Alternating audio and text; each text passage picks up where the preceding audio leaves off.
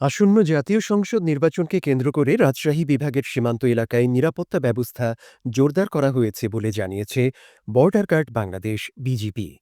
অপরাধ দমন ও সীমান্ত পরিস্থিতি স্বাভাবিক রাখতে আধুনিক প্রযুক্তির ব্যবহারও বাড়ানো হয়েছে। একই সঙ্গে সীমান্ত পরিস্থিতি স্থিতিশীল রাখতে ভারতের সীমান্তরক্ষী বাহিনী বিএসএফের সঙ্গে আলোচনা হয়েছে। শুক্রবার সকালে রাজশাহী পোস্টাল একাডেমির সামনে রাজশাহী নওগাঁ মহাসড়কের পাশে আয়োজিত এক সংবাদ সম্মেলনে এসব তথ্য জানান বিজিবির Rajshahi sector commander colonel Syed Kamal Hossain. তিনি জানান, নির্বাচনকে কেন্দ্র করে রাজশাহী সেক্টরের দায়িত্বপূর্ণ এলাকায় ব্যাপক নিরাপত্তা পরিকল্পনা গ্রহণ করা হয়েছে। এ সেক্টরের আওতাধীন ৭টি জেলা, ৬২টি উপজেলা এবং একটি সিটি কর্পোরেশনের অন্তর্ভুক্ত ৩৭টি সংসদীয় আসনে মোট ৬৫টি বেইস ক্যাম্প থেকে ১৪৬টি প্লাটুন, মোবাইল ও স্ট্রাইকিং ফোর্স হিসেবে দায়িত্ব পালন করবে। সংবাদ সম্মেলন শেষে মহাসড়কে বিজিবির একটি নিরাপত্তা মহড়াও অনুষ্ঠিত হয়। শেখ সাদি, এফভিএন নিউজ ডেস্ক।